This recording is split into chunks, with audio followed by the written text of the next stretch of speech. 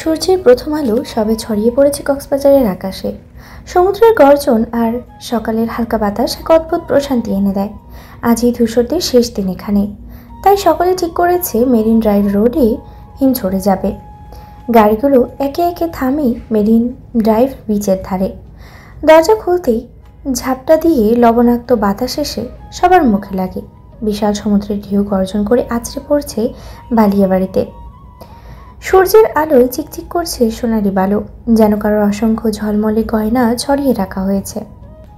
এক এক করে সবাই নেমে পড়ে গাড়ি থেকে। ইশতা প্রথমে খেয়াল করে ছোট ছোট লাল কাঁকড়ার একটা ঝাঁক দ্রুত ছুটে যাচ্ছে বালির উপর দিয়ে। আরে দেখ, কত লাল কাঁকড়া! চেঁচিয়ে ওঠে ইশিতা। তারপর এক মুহূর্ত দেরি না করে দৌড় দেয় কাঁকড়াগুলোর পেছনে। তাসিন, তূর্ণ, তৃণু, অনু, মীরা সবাই ইশিতার এই কাণ্ড দেখে হেসে ওঠে। অনু তার মোবাইল বের করে ঘুরে ভিডিও করতে শুরু করে, যেন এই মুহূর্তটা ঠিক যেন ধরে রাখতে পারে। ওরে, ধরা তোকে দিতেই হবে। ইশিতা হাঁপাতে হাঁপাতে বলে, কারণ কাঁকড়াগুলো ঠিক যখন ধরার মতো দূরত্বে আসে তখনই বালিতে গর্ত করে নিমিষেই লুকিয়ে পড়ে। তরুণও দৌড় দেয় ইশিতার দিকে। একসময় দুজন মিলে লাল কাঁকড়ার দলের পেছনে ছুটতে থাকে। অন্যদিকে অনু আর মীরা নিজেদের জুতা খুলে ফেলে। খালি পায়ে ধীরে ধীরে ঢেউয়ের কাছে এগিয়ে যায়। ঠান্ডা পানি এসে তাদের পায়ের আঙুল ছুঁয়ে দেয়। তৃণু, অর্ণব আর তাহসিন বালিতে বসে কথা বলছে। সবার থেকে আলাদা হয়ে ইচ্ছে নরম বালির উপরে ধীরে বসে পড়ে। আঙুল দিয়ে বালি নাড়তে নাড়তে ঝিনুক কুড়াতে শুরু করে। নানান আকারের ঝিনুক, কিছু রঙিন, কিছু ধূসর। প্রতিটা আলতো হাতে তুলে নেয়, তারপর এক এক করে সাজিয়ে রাখে পাশে। এক সময় পাশে কারোর উপস্থিতি টের পেয়ে ইচ্ছে একটু থমকে যায়। হালকা বাতাসে শোষো শব্দে আর ঢেউয়ের গর্জনে কারোর পায়ের আওয়াজ শুনতে পায়নি, তবুও এক অদ্ভুত অনুভূতি থেকে বুঝতে পারে কেউ পাশে এসে দাঁড়িয়েছে। আস্তে করে চোখ ঘুরিয়ে তাকায় ধূসর। ধূসর নীরবে ইচ্ছের দিকে তাকিয়ে আছে, হাতে তালুতে কিছু ঝিনুক ধরে রেখেছে। এক মুহূর্তের জন্য ইচ্ছে ধূসরের চোখের দিকে তাকিয়ে থাকে। তারপর ধূসর আস্তে করে হাত বাড়িয়ে দেয়, যেন তার জন্যই এগুলো কুড়িয়েছে। একটা কৌতূহলী লজ্জা মিশে যায় ইচ্ছের মুখে। একটু ইতস্ত করে, কিন্তু চোখের চওড়ার আনন্দে ঝিলিক খেলে যায়। ধীর হাতে বাড়িয়ে দেয় ধূসরের দিয়া ঝিনুকগুলো। হাত থেকে নিজের হাতের তালুতে নিয়েও অনুভব করে সেগুলো ঠান্ডা স্পর্শ। তবে ধূসর কিছু না বলেই বসে পড়ে ইচ্ছের পাশে। সমুদ্রের ঢেউয়ের শব্দের মাঝে দুজনের মাঝেও যেন এক নিঃশব্দ বোঝাপড়া গড়ে উঠছে। দুপুর গড়িয়ে বিকেল, বিকেল গড়িয়ে সন্ধ্যা, তারপর রাতের আকাশে তারা টিমটিম করে চলছে। সারাদিনের ক্লান্তি সত্ত্বেও সবার মুখে প্রশান্তির ছাপ। হিমছড়ির পাহাড়, সমুদ্রের ঢেউ, মেরিন ড্রাইভের বাতাস সব মিলিয়ে এক অসাধারণ দিন কাটিয়েছে সকলে। হিমছড়ির একটা রেস্টুরেন্টে ঢুকে সবাই নিজের মতো খাবার বেছে নেয়। ধূসর মাঝে মাঝে ইচ্ছের দিকে তাকাচ্ছিল, কিন্তু ইচ্ছে চোখ সরিয়ে নিচ্ছিল বারবার লজ্জায়। খাওয়া শেষে একে একে সবাই রেস্টুরেন্ট থেকে বেরিয়ে গাড়িতে উঠে বসে। রিসোর্ট ফেরার পালা, কারণ কাল সকালেই ফিরতে হবে। রাতের বাতাস একটু ঠান্ডা হয়ে এসেছে। গাড়ির জানলা দিয়ে সমুদ্রের গন্ধ ভেসে আসছে। রিসোর্টের সামনের ফাঁকা জায়গায় বারবিকিউয়ের আয়োজন করা হয়েছে। রাতের হালকা শীতল বাতাস গায়ে লাগছে। আকাশে চাঁদ উজ্জ্বল হয়ে ঝলমল করছে। একে একে সবাই চেয়ার পেতে বসেছে, যেন শেষ রাতের এই আয়োজনটুকু তারা পুরোপুরি উপভোগ করতে চায়। তাসিন আর ইচ্ছে বারবিকিউয়ের দায়িত্ব নিয়েছে। ধোয়ার কুণ্ডলির মাঝে ওদের মুখ আবছা হয়ে আসে। ইচ্ছে মনোযোগ দিয়ে মাংস উল্টে পাল্টে দিচ্ছে, আর তাসিন মাঝে মধ্যেই তাতে মশলা মাখিয়ে দিচ্ছে। চুলায় কয়লা দিচ্ছে অর্ণব। কাঠ কয়লার টুকরোগুলো লালচে আভা ছড়াচ্ছে। আগুন যেন এক সুরেলা মায়াজাল সৃষ্টি করছে চারপাশে। ধূসর এক পাশে বসে ল্যাপটপ কোলে নিয়ে কিছু মনোযোগ দিয়ে টাইপ করছে। মাঝে মাঝে ভ্রু কুঁচকে কিছু পড়ে নিচ্ছে, তারপর আবার দ্রুত আঙ্গুল চালিয়ে কিছু কিবোর্ডের অন্যদিকে টাইপ করছে। তৃণ, তূর্ণ আর অনু মিলে ছবি তোলায় ব্যস্ত। কখনো খাবারের, কখনো নিজেদের, কখনো আবার ধূসরকে নিয়েও ছবি তুলেছে। যদিও ধূসর এসবের দিকে নজর দিচ্ছে না। কাল সবাই রওনা দেবে, তাই সকলেই আজকেই রাতটা শেষ। হাসি, ঠান্ডা আড্ডা আর স্মৃতির পাতা ভরিয়ে রাখার শেষ সুযোগ। রিসোর্টের বাতাসে কয়লার পোড়া মিশ্রিত সুগন্ধ ছড়িয়ে পড়ে যেন এই রাতটাকে আরও বিশেষ করে তোলে। চারপাশে বারবিকিউয়ের ধোঁয়া আর আলো আঁধারির খেলা চলছে। ঠিক তখনই মীরা হঠাৎ লাল রঙের ওয়েস্টার্ন গাউন পরে উপস্থিত হয় লনে। চলার ভঙ্গিতে এক ধরনের আত্মবিশ্বাস, যেন সে নিশ্চিত এই সন্ধ্যায় তাকেই সবার নজর কাটতে হবে। তুষারের দিকে সরাসরি তাকিয়ে এগিয়ে আসে মীরা, গলার স্বর মৃদু কিন্তু স্পষ্ট। ধূসর, এখানেও কাজ করতে হবে? একবার দেখো তো আমায় কেমন লাগছে।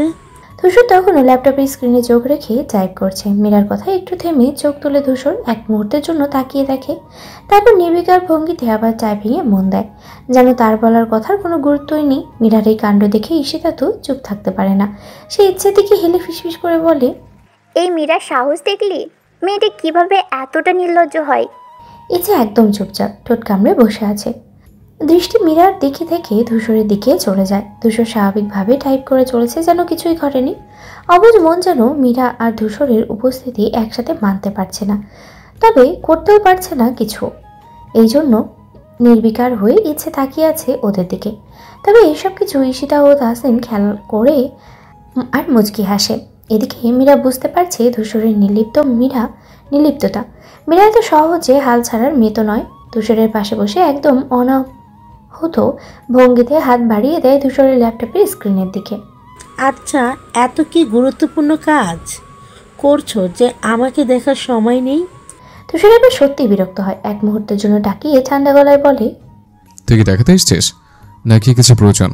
ধূসরের স্বর এতটাই ঠান্ডা ছিল যে মীরার মুখ মুহূর্তেই শক্ত হয়ে যায়। আশেপাশে তরুণরা বসেছিল, তারা সকলেই মুখ চেপে হাসতে লাগলো, কারণ ধূসর কখনো কাউকে কড়া কথা বলে না। কিন্তু মীরার বাড়াবাড়িতে আজকে হয়তো তার ধৈর্যের বাঁধ ভেঙেছে। ঈশিতা এবার ইচ্ছের কানে আরেকবার ফিসফিস করে বলে, দেখলি, ধূসর ভাইয়া মীরাকে একদম পাত্তা দিল না। ইছু, তুই তো কিছু বলবি না? ইচ্ছে কিছু না বলে এক দৃষ্টিতে ধূসরের দিকে তাকিয়ে থাকে। ধূসর এক মুহূর্তের জন্য চোখ তুলে ইচ্ছের দিকে, যেন সেই এক দৃষ্টিতেই অনেক কিছু বলে দিল। মীরার মুখটা মুহূর্তেই যেন মলিন হয়ে ওঠে, ঠোঁট কাঁপছিল, চোখে মুখে অভিমানের ছায়া। এক দৃষ্টিতে ধূসরের দিকে তাকিয়ে বলল, তুমি কি এভাবেই আমাকে এড়িয়ে যাবে ধূসর? ধূসর বিরক্তির স্বরে দীর্ঘশ্বাস ফেলে, তারপর ঠান্ডা গলায় বলল, তোকে সুন্দর লাগছে মীরা, এখন চুপচাপ পাশে বস। ধূসরের স্বর শান্ত হলেও স্পষ্ট, যেন কথার শেষ আর কোনো বিতর্কের জায়গা নেই। কিন্তু মীরা তো সহজে হাল ছাড়ার মেয়ে নয়। মীরা এবার সরাসরি ইচ্ছের দিকে তাকিয়ে হাসে, সেই পরিচিত তাচ্ছিল্যের হাসি যা এতদিন ধরে ইচ্ছে দেখে আসছে। অন্যদিকে তাকিয়ে মীরা বলে, আমি কিন্তু আবার কাজের খালাম্মা না, বুঝলে? সময়ের সঙ্গে চলতে পছন্দ করি। তার কথার ভিতরে সূক্ষ্ম এক খোঁচা লুকিয়েছিল, যা খুব ভালোভাবেই বুঝতে পারল ইচ্ছে। মীরার কণ্ঠে থাকা সেই তাচ্ছিল্য তার বুকের মধ্যে এক অদৃষ্ট আগুন ধরিয়ে দেয়। এটা মীরার সরাসরি ইচ্ছেকে অপমান করার চেষ্টা, নাকি তার নিজের অপ্রত্যাশার জ্বালা? চারপাশে বারবিকিউয়ের হালকা ধোঁয়া মিশে আছে হিমেল বাতাসের সঙ্গে। আকাশের তারারা জ্বলজ্বল করছে, আর সমুদ্রের গর্জন যেন দূর থেকে এক সঙ্গীত তৈরি করছে। সকলে গোল হয়ে বসেছে, হাসি ঠাট্টায় মুখরিত পরিবেশ। তৃণ গিটার হাতে ধূসরকে অনুসরণ করছিল। এই ধূসর, আজকে একটা গান না শুনলে কিন্তু হবে না।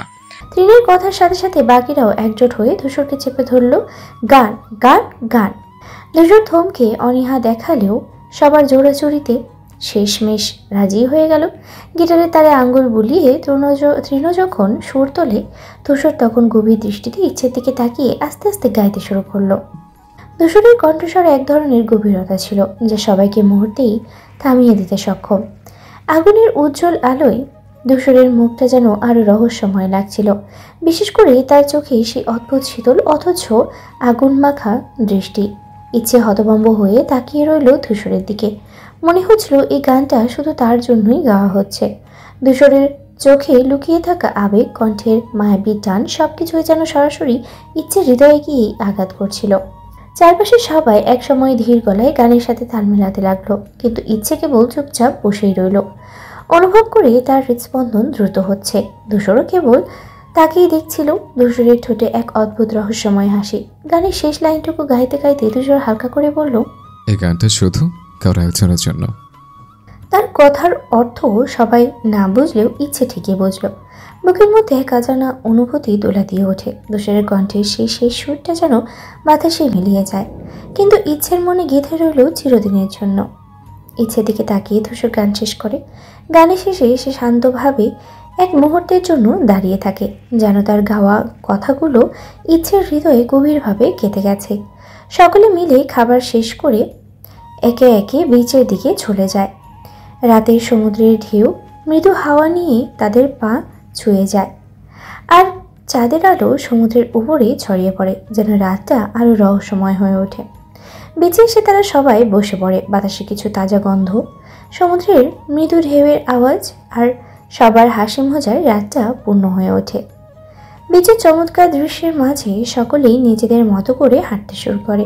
তবে ইচ্ছে একটু পিছনে চলে আসে, ধীর পায়ে এগিয়ে চলছিল, মনে অনেক কিছুই তুলছিল। একটু পর যেন হঠাৎ অনুভব করে তার পেছনে কারোর উপস্থিতি। সেই অনুভূতি দ্রুতই ভয় হয়ে ওঠে, শরীর ঠান্ডা স্রোত বয়ে যায়। ইচ্ছের মনে হতে শুরু করে কিছু একটা তার পেছনে চলছে। ভয় পেয়ে পেছন ফিরে দেখতে চায়, কিন্তু ঠিক তখনই ইচ্ছের হাতে কোনো একটা অজানা অস্তিত্বের ছোঁয়া অনুভব করে। সবার সামনে ইচ্ছে একা, শুধু ভূতের ভয় পেয়ে ইচ্ছের যান বের হওয়ার উপক্রম যেন। কোনো কিছু না ভেবেই চিল্লিয়ে ওঠে ইচ্ছে। তবে যতক্ষণে ধূসর ইচ্ছের মুখে হাত দিয়ে ধরে, শান্ত হও, কিছু নেই, এখানে আমি। আওয়াজ বের হলে সকলে এগিয়ে আসবে, এই জন্য ধূসর এমন করে ইচ্ছের দিকে তাকিয়ে থেকে বলে, ঘড়ি, লোক, তোর হাতের ভাঁজে আমার হাতের অস্তিত্ব, কিছু নেই, শুধুই আমি। ধূসর কিছু সময় চুপচাপ তাকিয়ে থাকে ইচ্ছের মুখের উপরে হাত রেখে, তারপর হুট করে মুখের হাত সরিয়ে চোখের উপরে রাখে। ইচ্ছে ধূসরের এমন কাণ্ডে চোখ বুজে ফেলে। অন্যদিকে ধূসর এক হাত দিয়ে ইচ্ছের কোমর জড়িয়ে কাছে টেনে নেয়, নিজের বুকে ধারণ করবে ইচ্ছেকে। এমন শব্দদর্শী ক্ষণে ক্ষণে কেঁপে ওঠে ধূসরের এমন আচরণে। আগ বাড়িয়ে ইচ্ছের কানে কানে ধূসর বলে, পাশে ফিরলি তোকে দেখতে পাবো এমন এক দিনের জন্য, আর কতদিন অপেক্ষা করতে হবে ইচ্ছেময়ী? ইচ্ছের হৃদয়ে এক ধরনের অদ্ভুত উত্তেজনা আর ভালোবাসার সৃষ্টি হয়। মুখে লালচে আভা ছড়িয়ে পড়ে। ইচ্ছে মুখ ফুটে কিছু বলার আগেই ধূসর আবার ইচ্ছেকে শক্ত করে জড়িয়ে নেয়, যেন তার হৃদয়ে অগাধ প্রেমের প্রতি প্রতিশ্রুতি দিয়ে যাচ্ছে। গলার লালচে জায়গায় যেখানে ইচ্ছের ওড়না দিয়ে ঢেকে রেখেছে, সেখানে ঠোঁট ছুঁয়ে বলে, ক্ষত করার দায়িত্ব যেমন আমার, ঠিক করার দায়িত্ব আমার। তুই শুধু আমি নামের মেডিসিন নেবি টাইম টু টাইম। ইচ্ছে লজ্জা পেয়ে চুপ করে থাকে। ধূসরের বুকের গভীরে যেন হারিয়ে যেতে চায়। তবে ঠিক তখনই তৃণু তাদের সামনে এসে দাঁড়িয়ে চিল্লিয়ে বলে, শালা বিয়ের আগে রোমান্স। ধূসর কটাক্ষ করে তাকিয়ে বলে, চুপ থাক শালা। ইচ্ছে তৃণকে দেখে লজ্জায় ধূসরের বুক থেকে ছাড় পাওয়ার জন্য ছটফট করতে শুরু করে। কিন্তু বেচারা ইচ্ছে তো আর জানে না কার বাহুডোরে আবদ্ধ। ধূসর ইচ্ছেকে ছাড়ে না কোনোভাবেই, যতক্ষণ না তৃণ নিজেই লজ্জার সামনেই দৌড় দেয়। ধূসর ইচ্ছেকে ছেড়ে দিয়ে ইচ্ছের হাত ধরে সামনে এগিয়ে চলে, আর ইচ্ছে অপলক চোখে ধূসরকে দেখতে থাকে। লোকটিকে আজ বেশি সুন্দর লাগছে চাদর ধরে। সাদা টি শার্ট পরনে, হাতের পেশিগুলো ফুলে ফেপে আজ খুব কাছ থেকে তার ধূসর ভাইকে দেখতে থাকে ইচ্ছে। দুপুরের শেষ প্রহরে ধূসরা তালুকদার বাড়িতে পৌঁছায়। দীর্ঘ সফরের ক্লান্তি সবার চোখে মুখে স্পষ্ট, তবে পরিচিত আঙ্গিনায় ফিরে আসার স্বস্তিও কম নয়। এয়ারপোর্ট থেকে অর্ণব, অনু, তৃণ ও তূর্ণ একে একে বিদায় নেয়।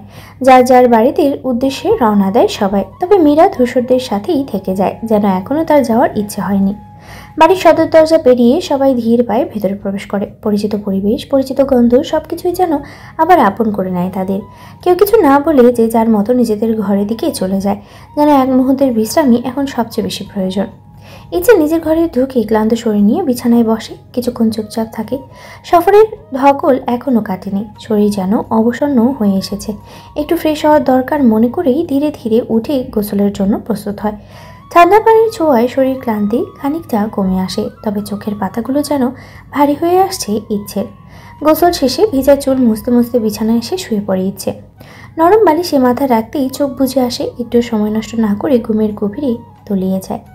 এদিকে রোকসানা মেয়েকে খাওয়ার জন্য ডাকতে আসে। দরজার সামনে এসে কড়া নাড়ে, কিন্তু ভেতর থেকে কোনো সারা শব্দ নেই। ধীর পায়ে দরজাটা একটু ফাঁক করে দেখে ইচ্ছে তখন গভীর ঘুমে। দীর্ঘ সফরের ক্লান্তি যেন পুরোপুরি গ্রাস করেছে মেয়েটাকে। এক ঝলক মায়াভরা দৃষ্টিতে তাকিয়ে দরজাটা আস্তে করে ভিড়িয়ে দিয়ে নিচে নেমে যায় রোকসানা, যেন মেয়ের ঘুমের ব্যাঘাত না ঘটে। অন্যদিকে মীরা ফ্রেশ হয়ে সোজা তার ফুপু হৈমন্তীর ঘরে ঢোকে। ভেতরে ঢুকেই যেন সব ধরে রাখা আবেগ হঠাৎ বিস্ফোরিত হয়ে পড়ে, চোখ দিয়ে অনবরত জল গড়িয়ে আসে। ফুপি, ধূসর আমাকে পুরোপুরি ইগনোর করছে। তুমি কিছু একটা করো প্লিজ। তুমি জানো না আমি ওকে কতটা ভালোবাসি। কাঁদো কাঁদো কণ্ঠে বলে ওঠে মীরা। হৈমন্তী চুপচাপ মীরার কান্না দেখতে থাকে, চোখে মুখে অদ্ভুত এক ভাব। মীরা কাঁপা গলায় আবারও বলে, প্লিজ ফুপি, ইচ্ছে সব নষ্ট করে দিচ্ছে। ধূসরকে আমার থেকে দূরে সরিয়ে দিচ্ছে। আমি এটা সহ্য করতে পারবো না। হৈমন্তী এবার ধীর পায়ে উঠে আসে। মীরার মাথায় স্নেহ করে হাত বুলিয়ে শান্ত করার চেষ্টা করে। মৃদু হাসি দিয়ে বলে, শান্ত হও মীরা, কাঁদলে তো কোনো সমস্যার সমাধান হবে না, তাই না? আমি কিছু একটা করব, তুমি চিন্তা করো না। মীরা মুহূর্তেই চুপ হয়ে যায়। ফুপিমনির কথার একরকম আশার আলো দেখতে পায়। ধূসরকে ফিরে পাওয়ার আশায় বুকের ভিতরে শীতল প্রশান্তি নেমে আসে, কিন্তু সেই প্রশান্তির আড়ালে অজানা কোনো ঝড় ধীরে ধীরে জমতে শুরু করে। বিকেলের নরম আলো জানলা দিয়ে ঘরে ঢুকে পড়েছে। ইচ্ছের ঘুম ভাঙতেই চোখে পড়ে রোদ্দুরের সোনালি আভা। কিছুক্ষণ বিছানায় বসে আলস্য ঝেড়ে উঠে ফ্রেশ হয়ে নেয়। নিচে নেমে দেখে বাড়িতে বেশ নীরবতা, সবাই যে যার মতো ব্যস্ত। ঈশিতা আর মালাকে খুঁজে বের করে ইচ্ছে, তারপর দুজনে একসাথে ছাদে উঠে যায়। ছাদে উঠতেই ইচ্ছের মনটা ভালো হয়ে যায়। ছোটবেলা থেকেই ফুল গাছের প্রতি তার এক অন্যরকম ভালোবাসা। ধীরে ধীরে পুরো ছাদ সে নানান ধরনের ফুল গাছে ভরে ফেলেছে। এখন বিকেলে শান্ত পরিবেশে দাঁড়িয়ে সেই সবুজের রাজ্যে এক ধরনের প্রশান্তি অনুভব করে ইচ্ছে। ইচ্ছা আপু, আমি পানি ঢালবো। উচ্ছ্বাসের সাথে বলে ওঠে মালা। ইচ্ছে হাসে, মাথা নাড়ে। আসলে ফুল গাছে পানি দেওয়া আমার পছন্দের কাজ, আমিই দিই। ইচ্ছে নিজের হাতে একে একে ফুলের টবে পানি ঢালতে শুরু করে, যেন গাছগুলোর সঙ্গেই তার এক অদৃশ্য বন্ধন রয়েছে। এসে তার পাশে দাঁড়িয়ে উদাস হয়ে বাতাসের চুল উড়িয়ে নেয়। ছাদের এক পাশে দাঁড়িয়ে আর মালা টবের মাটি নাড়াচাড়া করতে থাকে। তিনজনের হাসি ঠাট্টার মধ্যে একসময় বিকেলের আকাশ আরও সোনালি হয়ে ওঠে। সূর্য অস্ত যাওয়ার প্রস্তুতি নিচ্ছে। ইচ্ছে মনোযোগ দিয়ে গাছে পানি দিচ্ছিল। বিকেলের বাতাসে তার চুল এলোমেলো হয়ে ওঠে। প্রতিটি পাতায় যখন স্বচ্ছ পানির ফোঁটা জমে উঠেছিল, ঠিক তখনই পিছন থেকে একটা ভারী কণ্ঠ ভেসে আসে। এত মনোযোগ দিয়ে কি করছো তোমরা? ধূসরের গলা শুনে চমকে উঠে ইচ্ছে, হাত কেঁপে ওঠে, আর তাতেই পাইপের মুখ ঘুরে সরাসরি ধূসরের গায়ে পানি দিয়ে ফেলে। এই এই এই সরাও পাইপ! ধূসর চিল্লিয়ে সরে যাওয়ার চেষ্টা করে, কিন্তু ইচ্ছে তখন ভয় আর লজ্জায় সংবিত ফিরে পায় না। ধূসর যেদিকে সরে, ইচ্ছে সেদিকেই পাইপটা ঘুরিয়ে দেয়। ফলে ধূসর যতই পালাতে যায় ততই ধূসর ভিজতে থাকে। এই থামো, তোমার কি হুঁশ নেই? ধূসর এক হাত দিয়ে চোখের সামনে থেকে পানি সরিয়ে চিৎকার করে ওঠে। ইচ্ছে ততক্ষণে ভয় আর বিব্রত হয়ে পুরোপুরি জমে গেছে। মাথায় আসছেই না যে হাত থেকে পাইপ নামিয়ে রাখলেই সমস্যার সমাধান হয়ে যাবে। ইচ্ছে অবাক হয়ে ধূসরকে ভিজিয়ে দেখে, আর মুখের কোণে এক চিলতে হাসি ফুটে ওঠে, যা ধূসর ঠিকই ধরে ফেলে। তুমি হাসছো? এক কাজ করেছো, আর এখন? ঠিক তখনই ঈশিতা ছুটে আসে। ইচ্ছে পানি থামা, পানি বন্ধ কর। ইচ্ছে তখনও থমেরেই দাঁড়িয়ে। ঈশিতা বাধ্য হয়ে দৌড়ে গিয়ে মূল লাইনের সুইচ বন্ধ করে দেয়। মালা আর ঈশিতা ধূসরকে কাকভেজা অবস্থায় দেখে আর ধরে রাখতে পারে না। একেবারে পেট চেপে হাসতে শুরু করে দেয়। ঈশিতা তো মাটিতে বসেই পড়ে, আর মালা হাসতে হাসতে বলেই ফেলে, তালুকদার ভাই, আপনাকে আসলে ভেজা কাকের মতো লাগছে।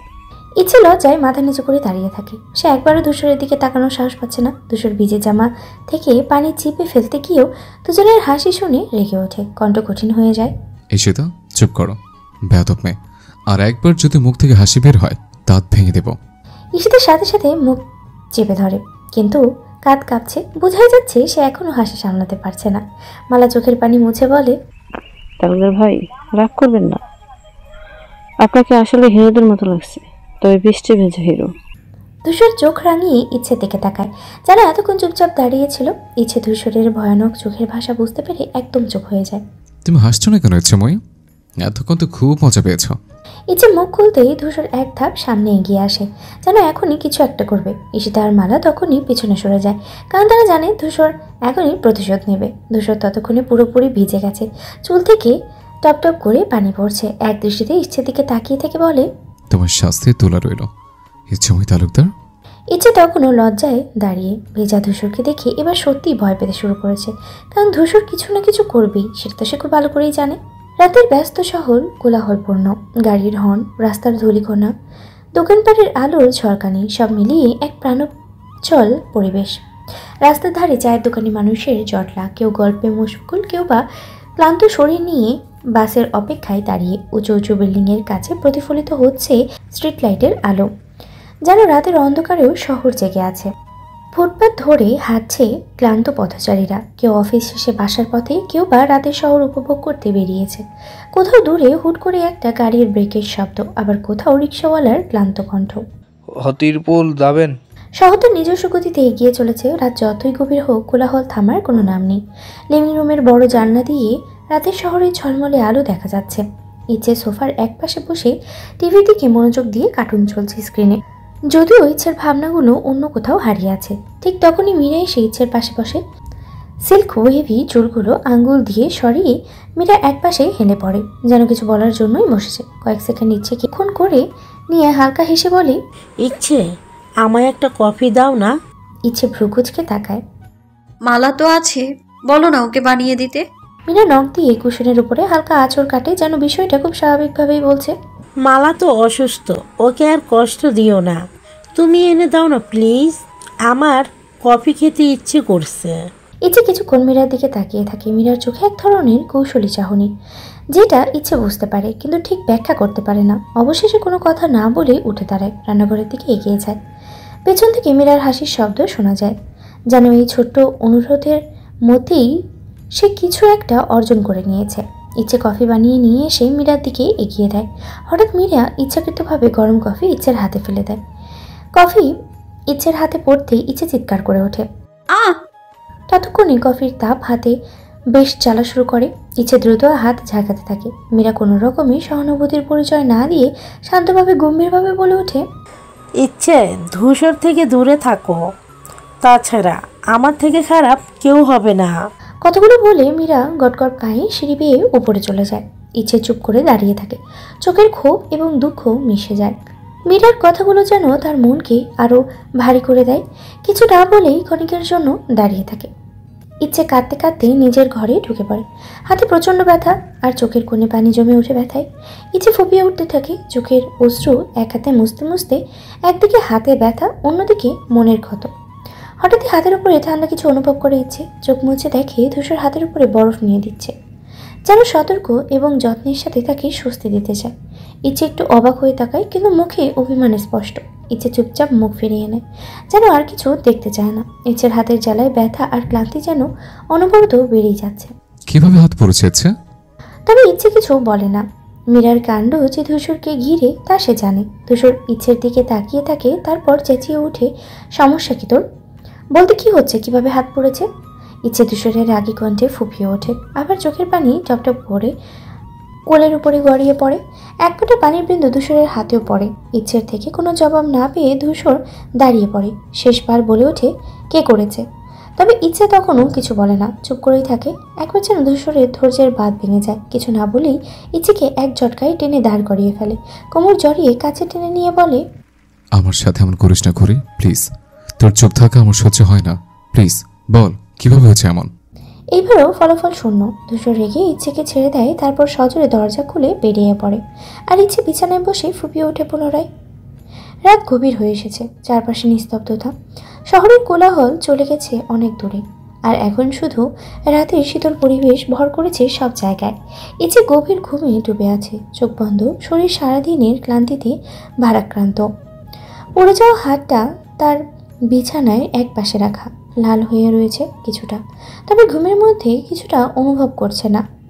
ঘুমের মাঝে ইচ্ছের মুখে কিছুটা শান্তির ছাপ, তবে হাতের ব্যথার গাঁথুনি বয়ে চলেছে যেন। এমন সময় হুট করে ইচ্ছে দরজা খুলে একটি ছায়া ভেতরে ঢুকে পড়ে। মৃদু শব্দে পা ফেলে সোজা গিয়ে ইচ্ছের পাশে বসে। ছায়াটা এক মুহূর্তের জন্য থেমে থাকে, যেন ইচ্ছে কতটা গভীর ঘুমে ডুবে আছে তা যাচাই করছে। তারপর খুব ধীরে ধীরে সেই ছায়াটি ইচ্ছের পড়ে যাওয়া হাতটি তুলে ধরে। ইচ্ছে কিছু বুঝে উঠতে পারে না, ঘুম যেন অদৃশ্য শক্তিতে বেঁধে রেখেছে ইচ্ছেকে। ছায়াটা এক নিমিষেই পড়ে যাওয়া হাতটি সাবধানে তুলে নেয়, যেন কিছু একটা করতে হবে, যেন কিছু একটা ঠিক করা যায়।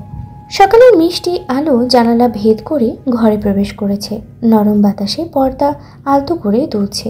ইচ্ছের চোখে আলো পড়তেই অস্বস্তিতে একটু নড়ে ওঠে, তারপর ধীরে ধীরে আড়মুড়িয়ে উঠে বসে। হাই তুলতে গিয়ে হঠাৎ ইচ্ছের হাতের ব্যথার জায়গায় নজর পড়ে। ইচ্ছের হাতের দিকে তাকিয়ে থাকে কিছুক্ষণ। পড়ে যাওয়া জায়গাটা লালচে হয়ে আছে, কিন্তু তার উপরে হালকা মলমের স্তর জমে গেছে। ইচ্ছে অবাক হয়, কারণ সে নিজে মলম লাগায়নি, তাহলে কি? ধীরে ধীরে গত রাতের ঘটনাগুলো মনে পড়ে। মীরার হিংস্রতা, কফি তীব্র গরমে হাতের জ্বালা, ধূসরের বরফ লাগিয়ে দেওয়া, তার রাগ, তারপর হুট করে বেরিয়ে যাওয়া, সব এক মুহূর্তেই মনে পড়ে যায়। ইচ্ছে বিছানা থেকে নামতে গিয়ে থমকে দাঁড়ায়। মনে একটাই প্রশ্ন ঘুরপাক খেতে থাকে, ধূসর ভাই কি সত্যি রাতের বেলা এসেছিল, নাকি এগুলো কেবল তার কল্পনা? কিন্তু হাতের মলমই তো প্রমাণ দিচ্ছে যে কেউ একজন তার যত্ন নিয়েছে। ইচ্ছে ধীরে ধীরে হাতের তালুর উপরে আলতো করে আঙুল বলিয়ে নেয়। কেমন যেন একটা অজানা অনুভূতি কাজ করতে থাকে ইচ্ছের ভিতরে। ধূসর যদি রাগ করেই চলে যায়, তাহলে রাতের গভীরে এসে এভাবে যত্ন করবে কেন? ইচ্ছে চুপচাপ বসে থাকে, মনে একের পর এক প্রশ্ন ভিড় জমাতে থাকে, যার কোনো উত্তর ইচ্ছে নিজে খুঁজে পাচ্ছে না। ইচ্ছে সব ভাবনা চিন্তা সাইডে রেখে বাথরুমে ঢুকে পড়ে। ঠান্ডা পানির ছিটে মুখে লাগতেই একটু সতেজ অনুভব হয়। গত রাতে সব কিছুই যেন এক ধোঁয়াশার মতো মনে হচ্ছে, তবুও নিজেকে বুঝিয়ে যে এইসব নিয়ে ভাবার দরকার নেই। ফ্রেশ হয়ে তাড়াতাড়ি নিচে নেমে আসে। নিচে নেমেই দেখে এনায়েত সাহেব আর বাবা রফিক সাহেব বসে কিছু একটা নিয়ে কথা বলছেন। তাদের মুখভঙ্গি বেশ গম্ভীর, যেন গুরুত্বপূর্ণ কোনো আলোচনা চলছে। তবে ইচ্ছে বেশি কিছু বোঝার চেষ্টা না করে চোখ ঘুরিয়ে ডাইনিং টেবিলের দিকে তাকায়। ডাইনিং টেবিলেও ধূসর বসে আছে, সম্পূর্ণ অফিসের পোশাকে একদম রেডি হয়ে। কালো শার্ট আর ফিটিং প্যান্টের সঙ্গে চিরচেনা সিরিয়াস মুখায়ও বেশ ম্যাচ করেছে। ধূসর টেবিলে রাখা কফির কাপ হাতে নিয়ে চমক দেয়, কিন্তু একবারও ইচ্ছের দিকে তাকায় না, যেন ইচ্ছে বলে কেউ তার সামনেই নেই। ইশিতা, মীরা আর অন্যান্যরা সবাই ইতোমধ্যেই বসে গেছে টেবিলে। মীরা স্বাভাবিকভাবেই হাসি ঠাট্টায় মেতে আছে, যেন গত রাতের কোনো ঘটনাই ঘটেনি। তবে ইচ্ছে লক্ষ্য করে ধূসর খুব কম কথা বলছে আজ, শুধু মাঝে মাঝে তার বড় আব্বুর কথায় মাথা নাড়াচ্ছে। ইচ্ছে ধীরে ধীরে এগিয়ে গিয়ে টেবিলের এক পাশে বসে। মনে এক ধরনের অস্বস্তি কাজ করছে, কিন্তু সেটা চেপে রাখে ইচ্ছে। ধূসর একবারও তাকায়নি তার দিকে, অথচ ইচ্ছে বারবার লুকিয়ে লুকিয়ে ধূসরের দিকেই তাকানোর চেষ্টা করছে। মনে হচ্ছে ধূসর ইচ্ছেকে এড়িয়ে চলছে। অভিমানে ইচ্ছে ঠোঁট কাঁপড়ে ধরে, খাবারের দিকে তাকিয়ে আঙুল দিয়ে একটু নাড়াচাড়া করে, কিন্তু তেমন খেতে পারছে না। ধূসর ভাই একবারও তাকাবে না, একটাও কথা বলবে না? রফিক সাহেব কফির কাপে শেষ চুমুক দিয়ে গম্ভীর গলায় বলে, আগামী 3 দিন পর জয়ের বিয়ে, তাই সবাইকে যেতে হবে। কোনো অজুহাত শুনতে চায় না তারা। একথা শুনে টেবিলে বসা সবাই খুশিতে মুখ চওড়া করে ফেলে। ঈশিতা হাততালি দিয়ে বলে, ইস, কত মজা হবে, দারুণ একটা ট্রিপ হবে আমাদের। মীরাও খুশি মনে মাথা নাড়ায়, কিন্তু এই খুশির মাঝে একমাত্র ইচ্ছে যেন চুপচাপ বসে থাকে, মুখে কোনো উচ্ছ্বাস নেই। মন এখনও ধূসরের ব্যবহারেই ভারাক্রান্ত। কাল রাতে যা হয়েছে সেটা কিছুতেই সে ভুলতে পারছে না। ধূসর একবারও তাকায়নি তার দিকে, কোনো কথাও বলেনি। কেন? তবে ইচ্ছে এই বিষয়গুলো থেকে নিজেকে সরিয়ে নিতে চেষ্টা করে। জয় ভাইয়ের বিয়ে মানে বিশাল আয়োজন, সবাই একসঙ্গে থাকবে, আনন্দ করবে। মামাতো ভাই ইচ্ছের অনেক ভালোবাসে। ঠিক তখনই হৈমন্তী খেয়াল করে ইচ্ছের হাতের লালচে দাগ, চোখ কুঁচকে যায়। ইচ্ছে, তোর হাতে এই লাল দাগটা কিসের? ইচ্ছে আটকে উঠে দ্রুত হাতটা টেবিলের নিচে সরিয়ে নেয়, কিন্তু ততক্ষণে হৈমন্তীর নজর পড়ে গেছে। ইনায়েত এবং রফিক সাহেবও প্রশ্নবোধক দৃষ্টিতে তাকায়। রোকসানা নেই, স্কুলের কাজে আজ তাই তাড়াতাড়ি বেরিয়ে গেছে। তাছাড়া মেয়ের হাত পড়েছে নিছকই সবার আগেই জানতো। ইচ্ছে দ্রুত হাসার চেষ্টা করে। ও কিছু না, কাল কফি পড়ে গিয়েছিল হাতের উপর, তাই এমনটা হয়েছে। হৈমন্তী কিছুক্ষণ সন্দেহজনকভাবে ইচ্ছের দিকে তাকিয়ে থাকে, কিন্তু শেষ পর্যন্ত আর কিছু বলে না। ইচ্ছে ততক্ষণে খাবার প্লেটে মনোযোগ দেওয়ার ভান করে, কিন্তু ভিতরে ভিতরে একরকমের চাপা দম বন্ধ হয়ে আসছে। সত্যিটা সে লুকিয়ে ফেলেছে, কিন্তু ধূসর কি কিছু বুঝতে পেরেছে? ধূসর চেয়ার সরিয়ে উঠে দাঁড়ায়, একবারও ইচ্ছের দিকে না তাকিয়ে গম্ভীর মুখে বেরিয়ে যায় কাজের উদ্দেশ্যে।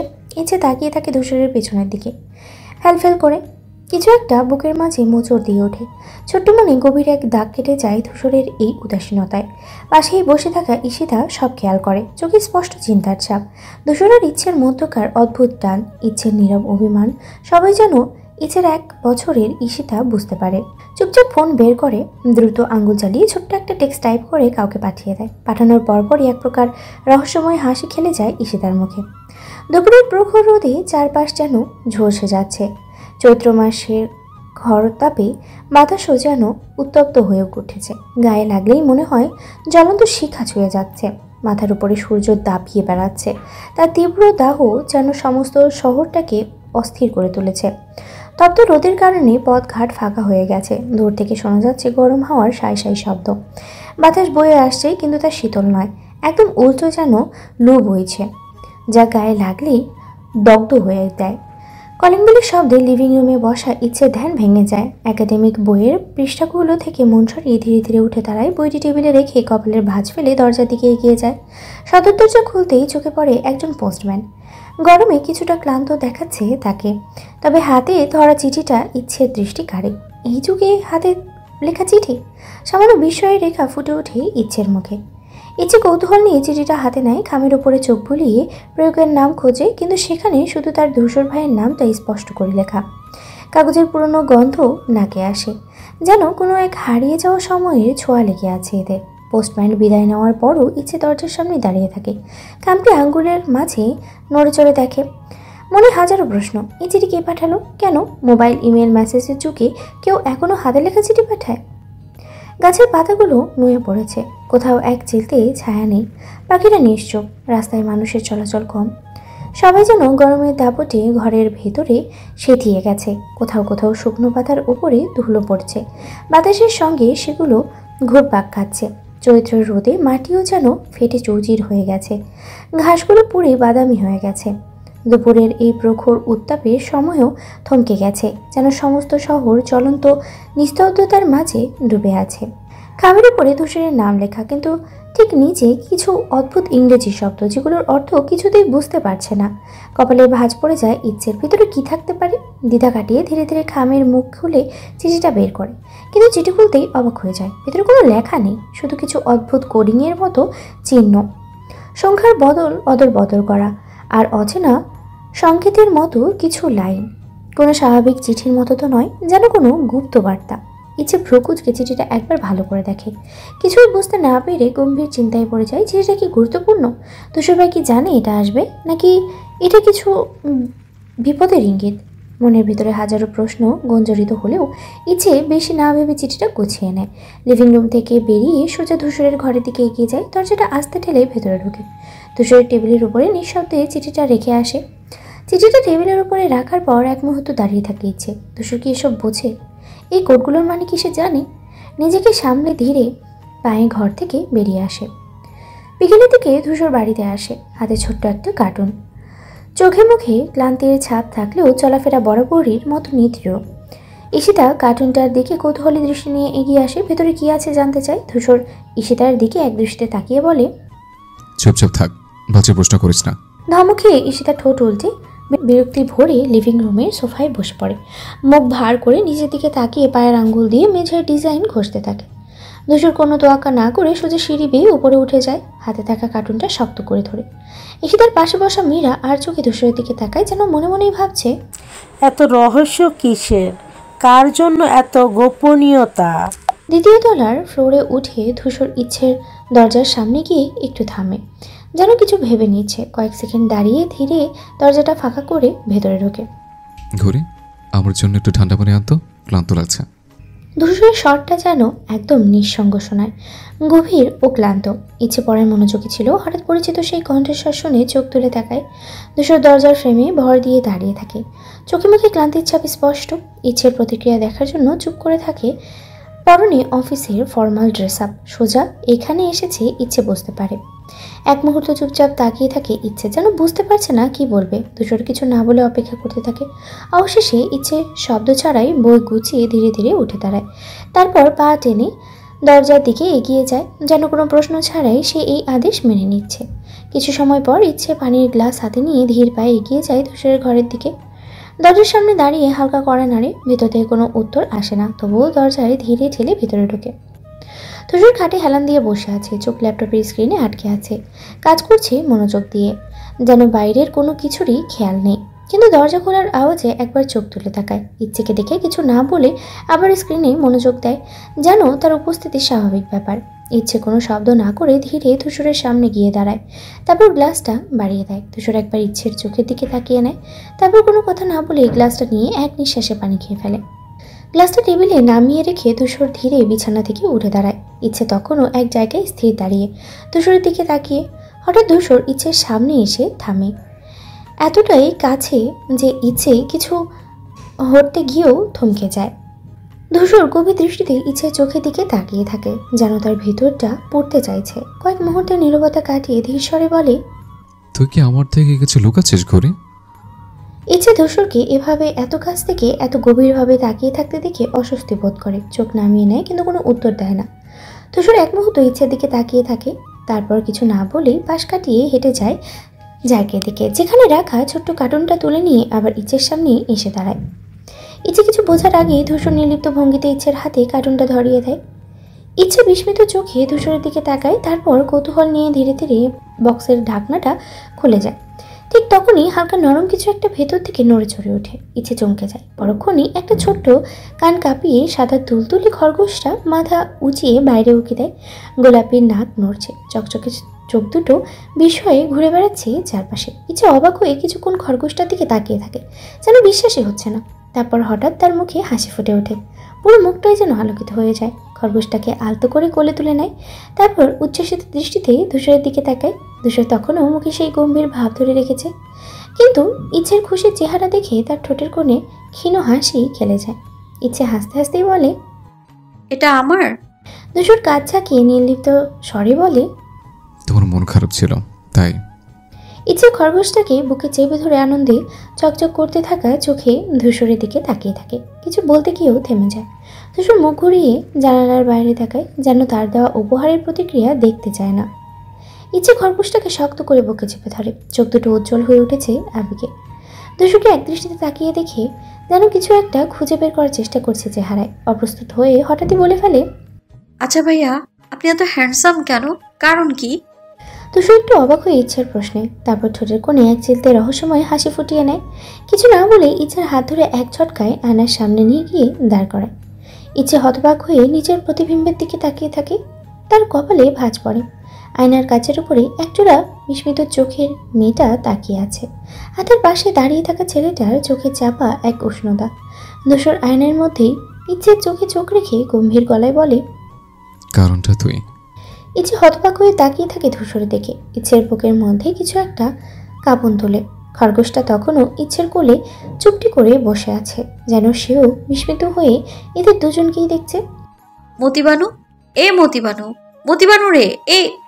গলা শুকিয়ে আসলেও ইচ্ছে হাঁপাতে হাঁপাতেই ডাকছে। চারপাশে চোখ বুলাচ্ছে বারবার, কিন্তু যাকে খুঁজছে তার কোনো চিহ্নই নেই। গরমের উত্তাপে কপালের কাজটা ভিজে উঠেছে, অথচ ইচ্ছে অনবরত চলেছে। মনোযোগের এক বিন্দুও বিচ্যুত হয়নি তার উদ্দেশ্য থেকে, কিন্তু ভাগ্যবোধয় আজ একটু বিদ্রুপের মেজাজেই আছে। হঠাৎ ধপ, একটা দৃঢ় ভারী কিছুটা সজোরে ধাক্কা খেয়ে পেছনে পড়ে যায় ইচ্ছে। ধাক্কার প্রচণ্ডতায় মেঝেতে পড়ে যাওয়ার মুহূর্তে হাত দুটো সামনের দিকে মেলে ধরলেও পুরোটা সামলাতে পারেনি। একটা ঝাঁকুনি অনুভব করে বুকের মধ্যে ধকধক শব্দ আরও বেড়ে যায়। তারপরেই একটা গভীর গম্ভীর হাসির প্রতিধ্বনি বাতাসে বেজে ওঠে। ইচ্ছে বিরক্ত চোখে মুখ তোলে, কিন্তু সামনে যা দেখে তাতে কপালের ভাঁজ আরও গাঢ় হয়ে ওঠে। একজন অপরিচিত পুরুষ দাঁড়িয়ে আছে সামনে, দীর্ঘদেহী, সুগঠিত গড়ন, গাঢ় শ্যামলা রঙের শার্টের হাতা কোনোই পর্যন্ত গোড়ানো। তীক্ষ্ণ দৃষ্টি যেন সব কিছুই বিদ্ধ করতে পারে, কিন্তু যা সবচেয়ে বেশি দৃষ্টি আকর্ষণ করে তা হলো তার ঠোঁটের কোণে খেলে যাওয়া এক চিলতে রহস্যময় হাসি। হাসিটা নিরীহ নয়, কেমন একটা দুষ্টুমি মেশানো, যেন বিদ্রুপের আভাস লুকিয়ে আছে সেই হাসিতেই। ইচ্ছে অন্যমনস্কভাবে সেই দৃষ্টি থেকে পালানোর চেষ্টা করলেও পারছে না। সেই দাবে শীতল স্রোত নামে, অথচ মুখের অভিব্যক্তিতে কোনো দুর্বলতা প্রকাশ করতে দেয় না। সামনের লোকটি তখনও হাসছে, কিন্তু ব্যক্তির চোখ বলছে সে যেন ইচ্ছের অস্বস্তি টের পাচ্ছে, প্রতিটা ক্ষুদ্র প্রতিক্রিয়া খুঁটিয়ে দেখছে। ইচ্ছে একবার চোখ টিপে ধরে, যেন নিজের ধাক্কা খাওয়ার বিব্রতভাবে সরিয়ে ফেলতে চায়। তারপর ধীরে ধীরে উঠে দাঁড়ায়, অস্বস্তি গিলে ফেলে কঠিন গলায় বলে, আপনি কে? লোকটি ভ্রু উঁচিয়ে কৌতূহলী দৃষ্টিতে তাকিয়ে থাকে। ঠোঁটের কোণে সেই রহস্যময় হাসিটা এখনো বিদ্যমান। ইচ্ছের উত্তরে যেন খানিকটা বিস্ময় মেশানো শ্লেষ মিশিয়ে বলল, এই মতিবানুকে। সরাসরি প্রশ্নটা উপেক্ষা করে ইচ্ছে বিরক্ত হয়ে কপাল কুঁচকা তাকায়। আমার বাচ্চা। গলায় খানিকটা গর্ব মিশিয়ে বলে ওঠে ইচ্ছে। লোকটি এবার হাসির শব্দ চেপে রেখে মাথা কাত করলো, চোখে নিখাত মজার ছাপ। তুমি তো নিজেই একটা বাচ্চা, তোমার আবার বাচ্চা কবে থেকে? ইচ্ছে এবার সত্যি বিরক্ত হলো। কি অদ্ভুত লোক! তবে কিছু বলার আগেই আচমকা পাশ থেকে ছোট্ট একটা নড়াচড়া দেখা গেল। পর্দার আড়াল থেকে খরগোশটা লাফিয়ে সামনে চলে আসে। ছোট ছোট চোখ দুটো চকচক করছে, নরম লোমশ শরীর কৃত্রিম আলোয় উজ্জ্বল দেখাচ্ছে। ইচ্ছের সঙ্গে সঙ্গে হাঁটু ভেঙে বসে ওটাকে কোলে তুলে নেয়। আদরের পরশ বলিয়ে বলে, এই যে আমার মতিবানু। গলায় শিশুসুলভ উচ্ছ্বাস। লোকটা অবাক হয়ে তাকিয়ে রইল কয়েক মুহূর্ত, তারপর যেন সমস্ত রহস্য ভরা চোখ দিয়ে মতির মতো তাকিয়ে বলে ওঠে, এত বড় আয়োজন একটা খরগোশের জন্য? ইচ্ছে বিরক্ত হয়ে খরগোশটাকে বুকের কাছে টেনে নিয়ে বলে, সে আমার মেয়ে। লোকটির হাসির শব্দ এবার আর চেপে রাখা গেল না। কোলাকুলি হেসে ওঠে। গম্ভীর দৃঢ় কণ্ঠস্বর পুরো পরিবেশটাকে ভারী করে তুলতে থাকে। ইচ্ছে নাক ছিটকে বলে, হাসছেন কেন?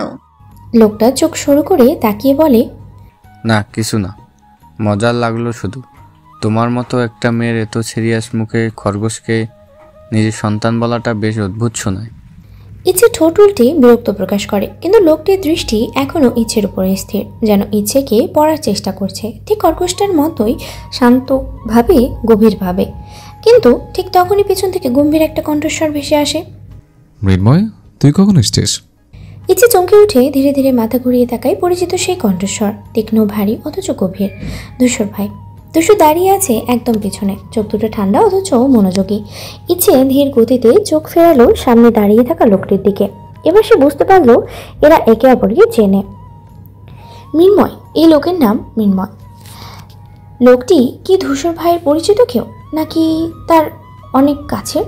মৃন্ময় ধীরে ধীরে চোখ ঘুরিয়ে ধূসরের দিকে তাকিয়ে ঠোঁটের কোণে মৃদু হাসির রেখা টেনে, এই তো কিছুক্ষণ হলো এলাম, ভাবলাম একটু চমক দেই, কিন্তু তোর এই ছোট্ট সঙ্গীটি বেশ আগ্রহী আর অদ্ভুত।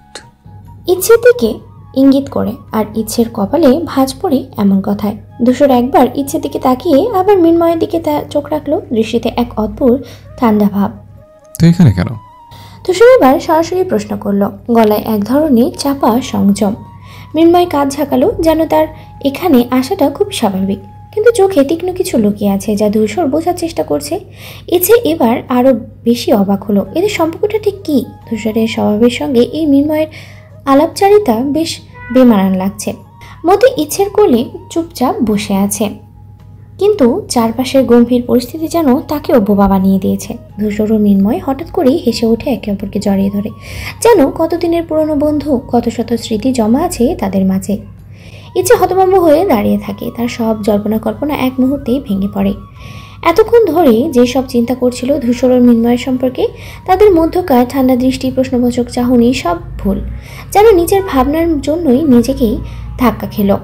মৃন্ময় ধূসরের কাঁধে চাপড় দিয়ে, তা ধূসর, তোদের যে একটা মতিবানু আছে তা যা তো জানতাম না। এই বলে ইচ্ছের দিকে তাকায়, চোখে কৌতূহলের ঝিলিক। ইচ্ছে একদম লজ্জায় গুটিয়ে যায়, মুখ নিচু করে ফেলে, যেন এখন থেকে অদৃশ্য হয়ে যেতে চায়, বা যেতে পারলে সবচেয়ে বেশি ভালো হতো। ধূসর কপাল কুঁচকে তাকায়। মতিবানু? মতিবানুকে? গলার স্বর আগের মতোই গম্ভীর, কিন্তু স্পষ্টতর বিভ্রান্ত। মৃন্ময় চোখ টিপল, ইচ্ছের কোলে থাকা সাদা খরগোশটির দিকে ইশারা করে, এই যে তোর ছোট পার্টনার, তোদের নতুন সদস্য, কিন্তু নামটা একদম ক্লাসিক দিয়েছিস বলতে হবে। ধূসর এবার সত্যি অবাক হলো, দৃষ্টি এবার ইচ্ছের কোলে থাকা খরগোশের উপরে পড়ল। ইচ্ছে লজ্জায় আরো বেশি গুটিয়ে যায়, যেন নিজের অস্তিত্বই মুছে ফেলতে চায় এই মুহূর্তে। ইচ্ছে? নিজের নাম ধূসরের মুখে শুনেই ইচ্ছের মনে যেন এক মুহূর্তে ঘণ্টা বাজে। ভয়ের চোটে আর এক মুহূর্ত না দাঁড়িয়ে দম বন্ধ করা আতঙ্ক নিয়ে সজোরে ছুটে পালায়। ধূসর কয়েক সেকেন্ড থমকে থেকে এই আচরণ বোঝার চেষ্টা করে, তারপর ঠোঁটের কোণে এক রহস্যময় হাসি ফুটিয়ে তোলে। এই মেয়ে, আমার হাতে একবার ধরা দে। মৃন্ময় দাঁড়িয়ে পুরো দৃশ্য দেখে, তারপর হাসতে হাসতে, ভাই একবার ধরা দেখিস তো কেমন একটা নাম দেয় তোর জন্য। ধূসর এবার আস্তে করে নিজের কবজি গুটিয়ে বলল, ধরা তো দেবই, আগে ওকে একটু ছুটতে দে। রাতের লিভিং রুম আজ যেন অন্যরকম এক পরিবেশে মুখর। প্রতিদিনের তুলনায় বেশি আলো, বেশি কোলাহলপূর্ণ। ডাইনিং টেবিলে সারি সারি খাবারের আয়োজন, সুগন্ধ ছড়িয়ে পড়েছে পুরো লিভিং রুমে। ধূসরের বন্ধু এসেছে বলে কথা। ধূসর একটু গম্ভীর হয়েই বসে আছে, পাশে মৃন্ময় বেশ খোশ মেজাজেই গল্প চালিয়ে যাচ্ছে। ইচ্ছে একটু দূরে দাঁড়িয়ে আছে, খেয়াল করলেও এগিয়ে যায়নি। ধূসরের বন্ধুর সামনে যেতে কেন জানি না সংকোচ লাগছে, তবুও চোখ দুটো বারবারই ধূসরের দিকে চলে যাচ্ছে। সে কি খেয়াল করেছে, নাকি ইচ্ছে একদমই অদৃশ্য তার কাছে? এমন সময় ধূসর চুপচাপ ইচ্ছের দিকে একবার তাকায়, কিন্তু মুখে কিছুই বলে না, জানে ইচ্ছে আছে, কাছেই আছে। এতেই যেন এক অদ্ভুত স্বস্তি। ঈশিতা কয়েকবার অনুভব করে যেন তার হৃদস্পন্দন থমকে যাচ্ছে, আবার দ্রুত লয়ে বেজে উঠছে। মৃন্ময়কে দেখে কিছু একটা অনুভব করছে, কিন্তু সেটাকে নাম দিতে পারছে না, তাই শুধু চুপচাপ তাকিয়ে থাকে অপলক। মৃন্ময় স্বাভাবিক ভঙ্গিতে কথা বলছে, কখনো ধূসরের দিকে, কখনো রফিক সাহেবের দিকে তাকিয়ে। এনায়েত সাহেবও বেশ সৌজন্যের সাথেই কথা জানিয়ে যাচ্ছেন, যেন বহুদিনের চেনা মানুষ তারা। কিন্তু ঈশিতার দৃষ্টি আটকে আছে মৃন্ময়ের মুখের হালকা হাসির রেখায়, তার চোখের গভীরতায়। যেন মৃন্ময়ের প্রতিটি শব্দ, প্রতিটি অভিব্যক্তি ঈশিতার বুকের ভিতরে কোথাও না কোথাও একটা দাগ কেটে যাচ্ছে। নিস্তব্ধ রাত, চারিদিকে শুনশান, কেবল ল্যাম্পপোস্টের ক্ষীণ আলো পথের ধুলোয় পড়ে এক অদ্ভুত রহস্যময় আবহ সৃষ্টি করেছে। দূরে কোথাও কুকুরদের ঘেউ ঘেউ শব্দ কানে আসছে, যেন অদৃশ্য কোনো ছায়াকে তাড়া করছে। ঘড়ির কাঁটা ধীরে ধীরে রাতের গভীরতা প্রকাশ করছে। 2টা কিংবা 3টার কাছাকাছি। এই সময়টায় শহর একেবারেই নীরব হয়ে যায়, যেন ঘুমিয়ে পড়েছে সব কিছু। তবে নীরবতার মাঝেও অদ্ভুত এক শীতল অনুভূতি ছড়িয়ে থাকে বাতাসে। রাস্তার মধ্যে একটা শুকনো পাতা সরে যাওয়া হালকা বাতাসে যেন কারো পদচিহ্ন রেখে যাওয়ার ইঙ্গিত দিচ্ছে। অজানা শিহরণ নামিয়ে আনে রাতের আধার। সময়টা যেন এক অদ্ভুত রহস্যে মরা। ধূসরের ঘরে নীরবতা বিরাজ করছে, বাতাসে কেবল কিছুটা শীতলতা এবং ঘরের মধ্যে অদৃশ্য এক চাপা অনুভূতি। ঘরের এক কোণে মৃন্ময় বসে, হাতে অত্যাধুনিক একটি ল্যাপটপ, যার মধ্যে একটি পেন ড্রাইভ লাগানো রয়েছে। চোখ তন্ময় হয়ে মনোযোগ সহকারে ল্যাপটপের স্ক্রিনে কিছু দেখছে, যেন কিছু গুরুত্বপূর্ণ তথ্য বা নির্দেশনা খুঁজে বের করার চেষ্টা করছে। পাশে ধূসর সকালের দেওয়া চিঠি হাতে নিয়ে কম্পিউটারের সামনে বসে রয়েছে। সে চিঠির লেখা বারবার পড়ছে, যেন কোনো গুপ্ত বার্তা খুঁজছে, অথবা চিঠির ভেতরে লুকানো কোনো রহস্যের ইঙ্গিত পেতে চেষ্টা করছে। ঘরের মধ্যে কোনো শব্দ নেই, কেবল ল্যাপটপের কিবোর্ডের কেবল একটানা চাপার শব্দ। মৃন্ময়ের মনোযোগ পুরোপুরি ল্যাপটপে, আর ধূসর একদৃষ্টিতে চিঠির প্রতি নজর রেখেছে, যেন কিছু একটা অনুধাবন করার চেষ্টা। এই মুহূর্তে যা ঘটছে তা শুধুমাত্র একটি গোপন পরিকল্পনার অংশ। একটু পরে দুজনের মুখে হাসি ফুটে ওঠে, যেন কিছু খুঁজে পাওয়ার আনন্দ। মৃন্ময়ের মুখে খুশির ছাপে স্পষ্ট, আনন্দে চিল্লিয়ে ওঠে। এই হাসির মুহূর্তে ধূসর তাড়াতাড়ি ওর মুখ চেপে ধরে, যেন চুপ থাকার সংকেত দেয়। মৃন্ময় ধীরে বলে ওঠে, সবাই রেগে যাবে। তুই থাক, আমি আসছি বলে নিজের ঘর থেকে বেরিয়ে ইচ্ছের ঘরের দিকে চলে যায়। কাজটা খুবই স্পর্শকাতর। ধীর পায়ে ধূসর ইচ্ছের ঘরের দিকে এগিয়ে চলে। প্রতিটা পদক্ষেপ যেন ঘরটির নীরবতা ভাঙছে, তার অদৃশ্য উপস্থিতি সবার অগোচরে। আলতো হাতে দরজার নব ঘুরিয়ে ভিতরে প্রবেশ করে ধূসর, যেন কোনো শব্দ না হয়, সব কিছু শান্ত ও নিস্তব্ধ থাকে। ঘরটি পুরোপুরি ঘুমন্ত, তবে ড্রিম লাইনটি হালকা আলো ফিল্টার করে ইচ্ছের মুখে পড়েছে। মুখের কোণে এক মৃদু হাসি, চোখের পাতার নিচে ছায়ার মতো কোমল রেখা। সব কিছুই যেন স্বপ্নের মতো স্পষ্ট আলোতে। পাশেই সাদা খরগোশটি ঘুমিয়ে থাকে। ধূসর ইচ্ছের কাছে এসে বসে, চোখের মধ্যে একটা অদ্ভুত সংবেদনশীলতা ফুটে ওঠে। পুরো হাতটি মৃদু করে টেনে নিজের কোলের উপরে তুলে নেয়। অপর হাতে প্যাকেট থেকে মলম বের করে, কিন্তু মলম লাগানোর আগেই ধূসর তার ঠোঁট নিয়ে ইচ্ছের পোড়া জায়গাটি ছুঁয়ে দেয়। একের পর এক চুম্বন, প্রতিটি চুমু যেন এই ক্ষত পূরণের প্রতীক। ধূসরের স্পর্শে সকল বেদনা মিলিয়ে যায়। মৃদু এবং সাবধানীভাবে ইচ্ছের হাতের প্রতি যত্ন প্রতিফলিত হচ্ছে। এরপর ধীরে ধীরে মলমটি হাতে নিয়ে খুবই যত্ন করে সেই পোড়া জায়গায় লাগিয়ে দেয়, যেন কোনো অতিরিক্ত স্পর্শ বা উত্তেজনা না হয়। মলমটি ত্বকে ঠান্ডা প্রভাব ফেলেছে। ধূসর একটু ঝুঁকে ইচ্ছের কানের লতিতে আলতো করে ঠোঁট ছুঁয়ে দেয়। সেই ছোট্ট স্পর্শে ইচ্ছের সারা শরীরে একটা অদ্ভুত শিহরণ আনে, ঘুমের মধ্যে কেঁপে উঠে ইচ্ছে। তারপর কানে ফিসফিস করে বলে ওঠে, ভালোবাসি মতিবানুর আম্মু। ড্রয়িং রুমে বসা রফিক সাহেব ধূসরকে উদ্দেশ্য করে বলে উঠলেন, তাহলে ধূসর বিকালে সবাই রওনা দিচ্ছি, তুই যাচ্ছিস না? ধূসর গায়ে এলিয়ে সোফায় বসে আনমনে মোবাইল স্ক্রিন স্ক্রল করছিল। মাথা না তুলে নির্লিপ্ত কণ্ঠে বলল, অফিসের অনেক কাজ জমে আছে, যেতে পারছি না। রফিক সাহেব চোখ কুঁচকে তাকালেন। কাজের তো শেষ নেই, কোম্পানিতে তোর বাপ চাচার মনে রাখিস, ছুটি চাইলেও পাবি, তবে এখন হুট করে অফিসের কাজ, কিসের এত কাজ? ধূসর কিছুক্ষণ চুপ থেকে মৃদু হাসে। অনেক জরুরি ক্লায়েন্ট মিটিং আছে, চাচ্ছ? যাওয়া সম্ভব না, পরে গিয়ে তোমাদের জয়েন করব। পাশে এনায়েত সাহেব গম্ভীর মুখে বসেছিলেন। তিনি আগেই বলে দিয়েছেন তার হাঁটুর ব্যথা বেড়েছে, তিনি যেতে পারবেন না। কিন্তু রফিক সাহেব নিজের ভাইকে রেখে এক ধাপও কোথাও যাবেন না। আমি একা যাব না, তুমি যদি না যাও তাহলে আমিও থাকবো। রফিক সাহেব দৃঢ় কণ্ঠেই বললেন। এই নিয়ে দুই ভাইয়ের মাঝে ছোটখাটো এক তর্কই বেঁধে যায়। এনায়েত সাহেব বারবারই বোঝানোর চেষ্টা করছে যে তিনি ঠিকই আছেন। সবাই যেন নির্দ্বিধায় যায়, কিন্তু রফিক সাহেব কিছুতেই রাজি হচ্ছেন না। এমন খুনসুটি দেখে মুখ টিপে হাসছেন হৈমন্তী আর রোকসানা। দীর্ঘদিনের অভ্যস্ত দৃশ্য এটা, যেখানে দুই ভাই একে অপরকে ছাড়া কিছু ভাবতেই পারে না। সোফার একপাশে ঈশিতা আর ইচ্ছে বসে এই দৃশ্য উপভোগ করছে। তাদের ব্যাকপ্যাকিং অলরেডি শেষ। ইচ্ছে হাসি মুখে ঈশিতাকে কনুই দিয়ে ঘুঁতো মেরে বলল, দেখেছিস আব্বু আর বড় আব্বু আবার কি শুরু করলো? ঈশিতা মাথা নেড়ে মৃদু হাসে। তুই কি ভাবিস শেষ পর্যন্ত কার জিত হবে? অবশ্যই আব্বুর। ইচ্ছে বলে আত্মবিশ্বাসী কণ্ঠে। আব্বু তো শেষ পর্যন্ত যাবেই, বড় আব্বুকে জোর করে নিয়ে যেতে হলেও নিয়ে যাবে।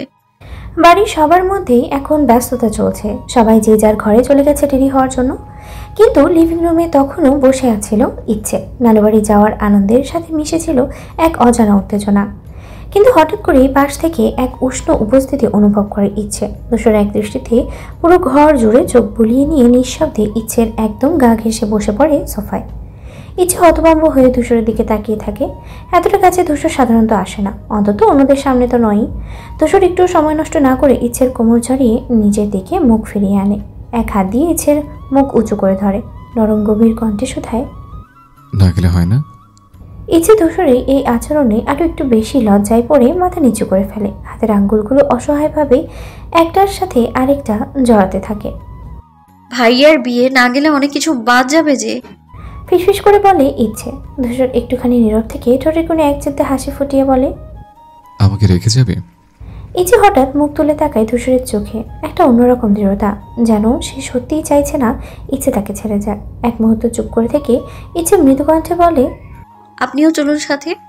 ধূসর এক মুহূর্ত ইচ্ছের মুখের দিকে তাকিয়ে থাকে, যেন কিছু বলতে চায়, কিন্তু শেষ মুহূর্তে নিজেকে সামনে নিয়ে ধূসর একগাল হালকা হাসি দিয়ে গভীর কণ্ঠে বলে, আমার কাজ শেষ হলে চলে যাব, তবে আমাকে রেখে যাওয়ার শাস্তির শোধে আসলে ফেরত পাবে ইচ্ছাময়ী। আর একটু কাছে টেনে নেয় ইচ্ছেকে। তারপর কানের কাছে ফিসফিস করে বলে, অপেক্ষা করিস।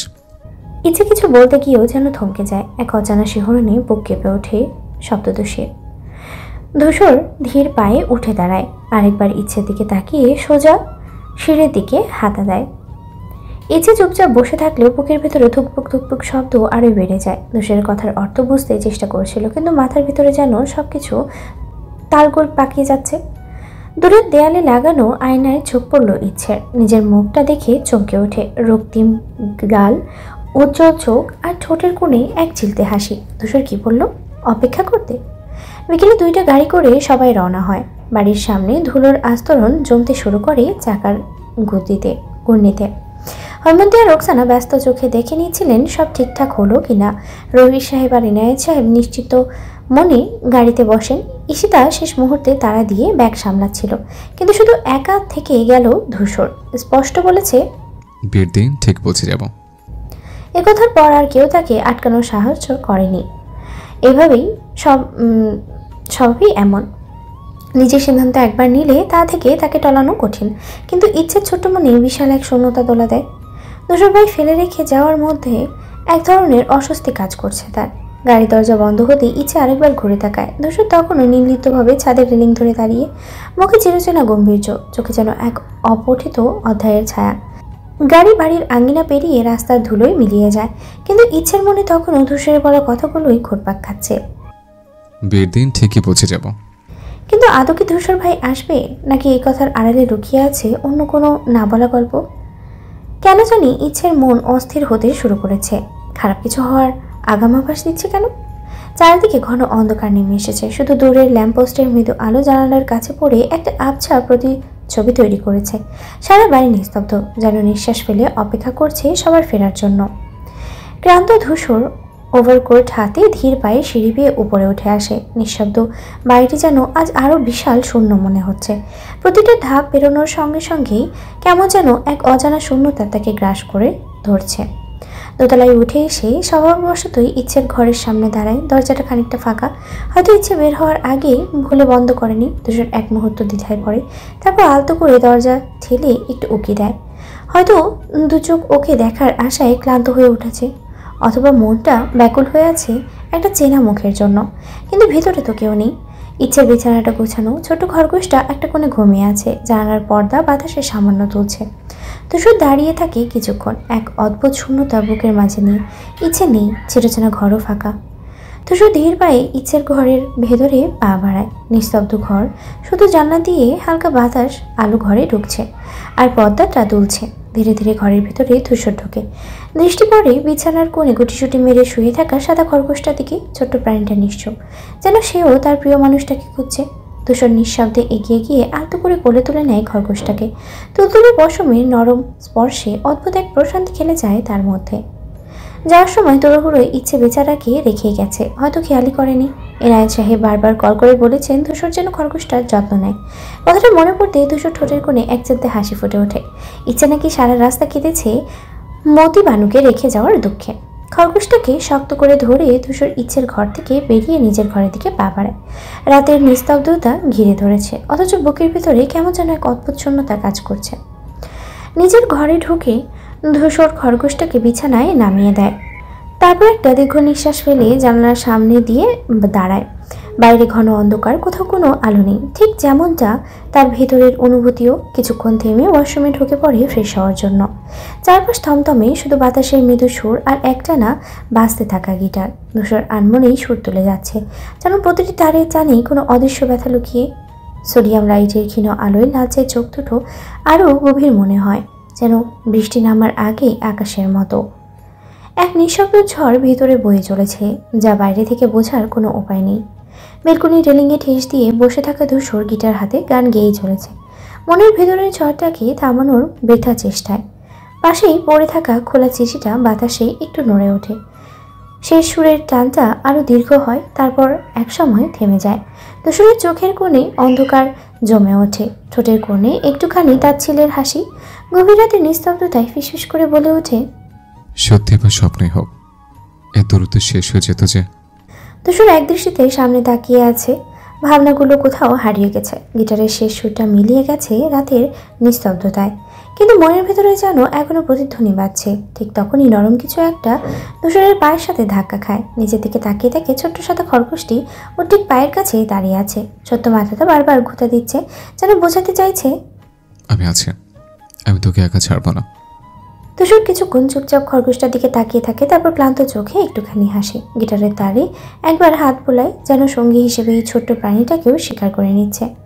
সে খরগোশটাকে আলতো করে কোলে তুলে নেয়, ছোট লোমোর শরীরটা কাঁপছে কিনা বুঝতে চায়। হাতের উষ্ণতায় খরগোশটা আরও আরাম করে মুঠোতে পড়ে আসে। ধূসর ফিসফিস করে বলে, তুইও বুঝিস তাই না, ইচ্ছের মতি বানু।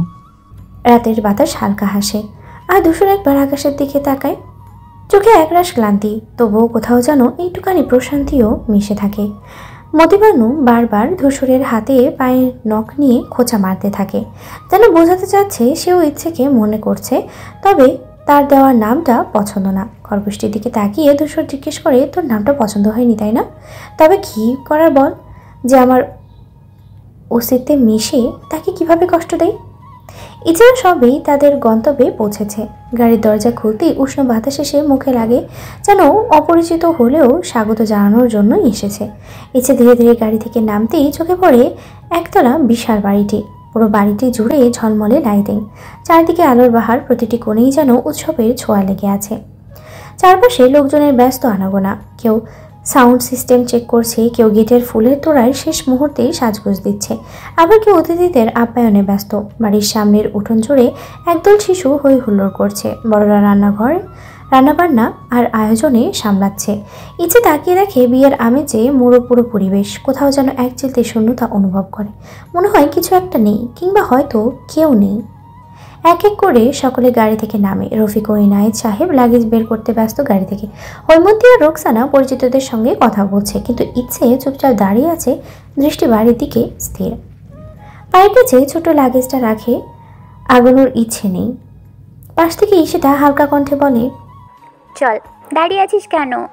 ইচ্ছে ধীর পায়ে বাড়ির ভেতরে হাঁটতে শুরু করে, কিন্তু মনটা যেন অন্য কোথাও রয়ে গেছে। কোথাও যেন একটা ফাঁকা জায়গা তৈরি হয়েছে, যার কারণ নিজেও ঠিক বুঝতে পারছে না। সবাই আগে বাড়ির ভিতরে প্রবেশ করেছে, শুধু ইচ্ছে সবার পিছনে রয়ে গেছে। ইচ্ছে সামনে হাঁটার সময় কারোর সাথে ধাক্কা খায়, মুখ তুললে তাকিয়ে দেখে সামনের ছেলেটি একদৃষ্টিতে ইচ্ছের দিকে তাকিয়ে আছে। ইচ্ছে বলে ওঠে, চোখ কি নেই আপনার? জলজ্যান্ত মানুষকে ধাক্কা দিচ্ছেন না মেয়ে মানুষ দেখে গায়ে পড়তে ইচ্ছে হলো? ছেলেটি হেসে বলে, সামনে এমন সুন্দরী থাকলে বলে ধাক্কা লাগলেও আমি মাথা পেতে স্বীকার করব। ইচ্ছে বিরক্ত চোখে ছেলেটির দিকে তাকায়, যেন তার এই দৃষ্টি, এই কথাগুলো একেবারে অপছন্দ হয়েছে। কিছুক্ষণ স্থির তাকিয়ে থেকে ঠোঁটের কোণে তার ছেলের হাসি ফুটিয়ে বলে, আহা কি সৌজন্যতা! সামনে সুন্দরী দেখলেই মাথা পেতে স্বীকার করেন? তাহলে তো আপনার ঘাড়ের উপর মাথা থাকারই কথা না। ছেলেটি হাসে ফেলে, নিঃসংকোচে বলে, সত্যি যদি এত সুন্দর কেউ প্রতিদিন আমার সামনে আসতো তাহলে হয়তো মাথাটা সত্যিই হারিয়ে ফেলতাম। ইচ্ছে বিরক্তিতে চোখ ঘুরিয়ে পেছনে তাকায়, যেন কারোর সাহায্যের আশায়। কিন্তু আশেপাশে সকলেই ব্যস্ত, কেউ অতিথি আপ্যায়ন, কেউ ব্যাগ গোছানোর কাজে। সে আবার ছেলেটির দিকে তাকায়। কিছু বলার আগেই ছেলেটি আবারও বলে ওঠে, আচ্ছা সুন্দরী, তোমার নামটা জানতে পারি? ইচ্ছে ভ্রুকুচকে বলে, আপনার প্রশংসা শুনতে আসিনি, রাস্তা দিন। ছেলেটি একপাশে সরে দাঁড়ায়, তবে চোখ তার ইচ্ছের মুখ থেকে সরে না এক মুহূর্তের জন্য। ইচ্ছে একদৃষ্টিতে তাকিয়ে কিছু বলবে কি না ভাবছে, এমন সময় ঈশিতা পিছন থেকে ডেকে ওঠে, ইচ্ছে, তুই এখানে দাঁড়িয়ে কি করছিস? ইচ্ছে আর এক মুহূর্ত অপেক্ষা না করে ঈশিতার দিকে হাঁটা দেয়, আর ছেলেটি তার চলে যাওয়ার পথের দিকে তাকিয়ে একগাল হাসি ফোটায়, মনে মনেই বলে, আকর্ষণীয়। এতদিনে কেউ আমার কথা শুনে থমকে যায়নি, বরং মুখের উপর কথা শুনিয়ে চলে গেল। মজার মেয়ে। খানিক বাদে রেগে মেগে ইচ্ছে ঘরে ঢুকে দরজাটা একটু বেশি জোরেই বন্ধ করে দেয়। সঙ্গে সঙ্গে ঈশিতা চমকে ওঠে। কি হয়েছে? এমন রেগে আছিস কেন? ঈশিতা কপাল কুঁচকে জিজ্ঞেস করে। ইচ্ছে গাল ফুলিয়ে একদমে বলে ওঠে, আসার সময় একটা অসভ্য ধাক্কা দিয়েছে, ভাবতো যেন রাস্তার ওর বাপের। উপর থেকে আবার ঝগড়াও করলো আমার সঙ্গে। ঈশিতা অবাক হয়ে বলে, তুই কার সাথে ধাক্কা খেয়েছিস? ইচ্ছের আগে গজগজ করতে করতে জানালার পাশে গিয়ে দাঁড়ায়। একজন ভীষণ বেয়াদব। ধাক্কা খেয়ে বললাম চোখ আছে কিনা, তা না, উল্টা আমাকে বলছে সামনে এত সুন্দরী থাকলে ধাক্কা লাগলেও মাথা পেতে নেব। ভাবতো দেখছিস। ঈশিতার মুখ চেপে হাসি আটকানোর চেষ্টা করে। বাহ, ভালোই তো প্রশংসা পেলি। ইচ্ছে চোখ বড় বড় করে ঈশিতার দিকে তাকায়। তুই কি আসলেই আমার বোন নাকি শত্রু? তারপর হাত গুটিয়ে দৃঢ় কণ্ঠে বলে, নেক্সট দেখা হলে বুঝিয়ে দিব এই ইচ্ছে তালুকদার কি জিনিস। রাতে খাওয়া দাওয়া সেরে ইচ্ছেটা সবাই ঘুমিয়ে পড়ে। কাল সকালে উঠে অনেক কাজ, গায়ে হলুদ বলে কথা, তাই কেউ দেরি করতে চায় না। পুরো বাড়িতেই একটা উচ্ছ্বাস আনন্দের আমেজ, কিন্তু তার মাঝেও ঘুমের শহরে গভীর রাতটা কেমন যেন একটু অন্যরকম। ঘড়ির কাঁটায় প্রায় 2টা ছুঁই ছুঁই হঠাৎ ঈশিতার ফোন ভাইব্রেট করতে থাকে। প্রথমে একবার, তারপর আবার, থেমে আবার শুরু হয়। একটার পর একটা নাম্বার থেকে কল আসতেই থাকে।